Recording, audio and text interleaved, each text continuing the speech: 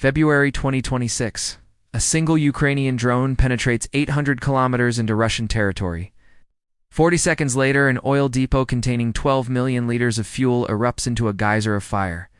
The explosion is visible from space. And just like that, Russia's entire southern logistics network begins to buckle. This isn't a random occurrence. It's a systematic annihilation. For 2 years, the world watched Ukraine fight a defensive war defined by trenches. Grueling artillery duels and grinding attrition. The narrative was predictable. Ukraine holds the line, Russia advances incrementally. The West sends aid, and the cycle repeats. But everything changed in January 2026. Ukraine stopped playing defense. They stopped merely reacting. Instead, they launched a coordinated, relentless campaign targeting the one thing Russia cannot replace fast enough: logistics, fuel depots, rail junctions, ammunition warehouses, remand centers, bridge networks, every single choke point that keeps the Russian war machine breathing. The results have been catastrophic. Russian forces in occupied Donetsk are rationing ammunition. Armored divisions in Zaporizhia sit immobilized due to dry fuel tanks. Supply convoys are being obliterated before they even reach the front lines. Moscow is scrambling. For the first time since the invasion began, Russian military leadership is facing a crisis for which they have no blueprint.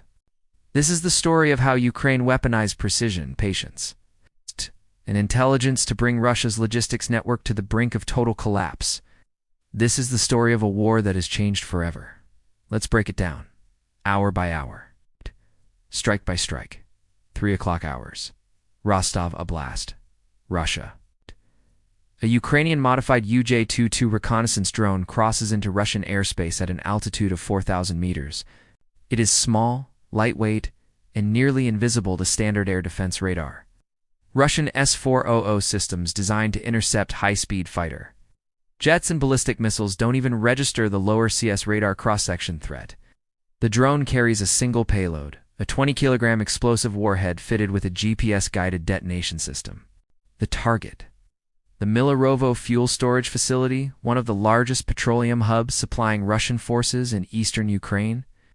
At 3:47 hours, the drone enters its terminal dive. Impact. The initial explosion ignites a chain reaction across 17 storage tanks. Within minutes, the entire facility is engulfed in an inferno. Satellite thermal imaging later confirms temperatures exceeding 1,200 degrees Celsius. The depot held enough fuel to supply Russian mechanized units for 3 weeks. Now it is ash. But here's what makes this different. This wasn't a lucky shot or a symbolic gesture. This was the opening salvo of a meticulously planned campaign.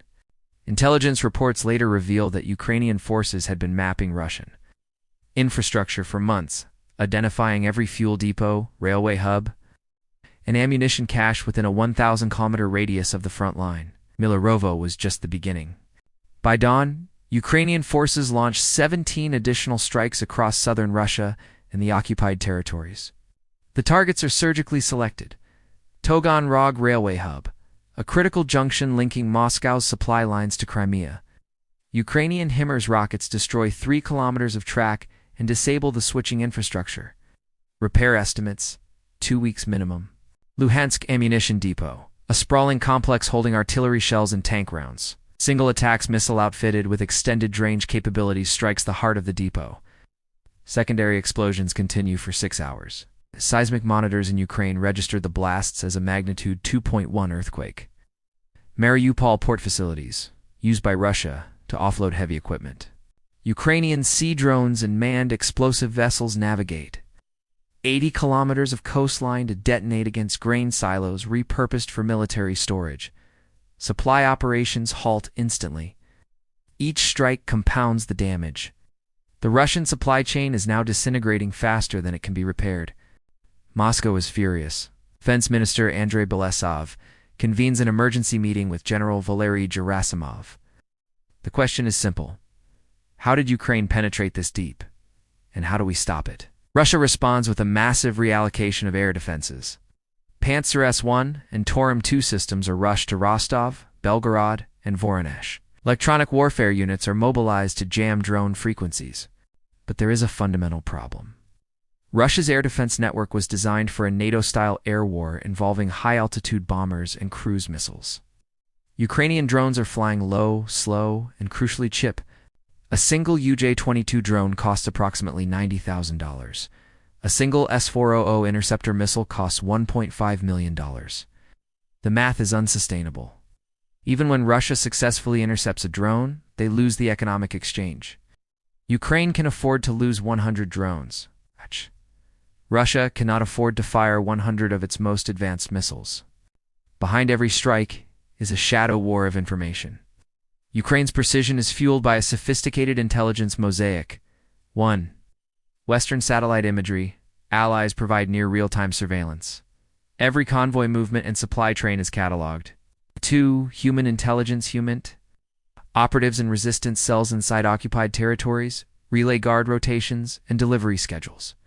3. Signals intelligence. SIGINT. Ukrainian cyber units intercept communications. A sudden spike in radio traffic near a quiet warehouse often signals a fresh resupply, a new target for Ukrainian planners. By the end of week 1, Ukraine has executed 43 confirmed strikes. Russian supply efficiency in occupied zones drops by an estimated 38%. Fuel is the lifeblood of modern maneuver warfare. A single Russian T-90M tank consumes roughly 300 liters per 100 kilometers. A mechanized brigade requires 200,000 liters a day just to stay mobile. By week 2, Russian field commanders report units operating at 60% mobility. Offensive operations stall. Armored columns sit stationary, becoming sitting ducks for Ukrainian artillery. Desperate, Russia begins using civilian fuel trucks to transport diesel. On day 12, a convoy of 19 civilian trucks is intercepted by drones near Mariupol. Coordinates are relayed to a HIMARS battery 47 kilometers away. 11 trucks are vaporized, the rest flee. Russian logistics officers are left with a choice: move in daylight and be destroyed, or move at night and face Ukrainian night vision surveillance. There are no good options. Russia's logistics doctrine is built almost entirely on railways. Unlike NATO, which is truck-heavy, Russia relies on the efficiency of rail to move massive tonnage. But railways are fixed infrastructure.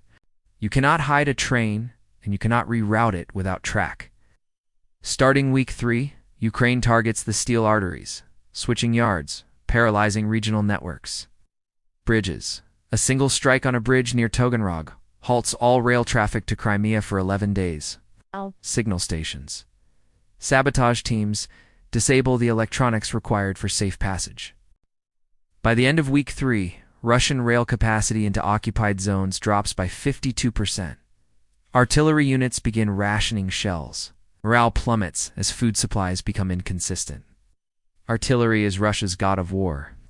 For 2 years, they outgunned Ukraine 5-1, but a 152mm howitzer is just a heavy tube of metal without shells. Ukraine has systematically erased Russia's stockpiles. On day 24, a TACMS missiles strike the Tokamak ammunition depot, detonating 40,000 shells in a 14-hour firestorm. Similar strikes follow in Berdyansk and Luhansk. By week 4, Russian batteries that once fired 200 rounds per day are limited to 60. The artillery balance is shifting not because Ukraine has more guns, but because Russia has fewer bullets. By early February 2026, the cumulative damage is undeniable. Offensive operations are no longer sustainable. Then, Ukraine escalates again. On February 8th, they launch their deepest strike yet. An oil refinery in Volgograd, 900 kilometers from the border.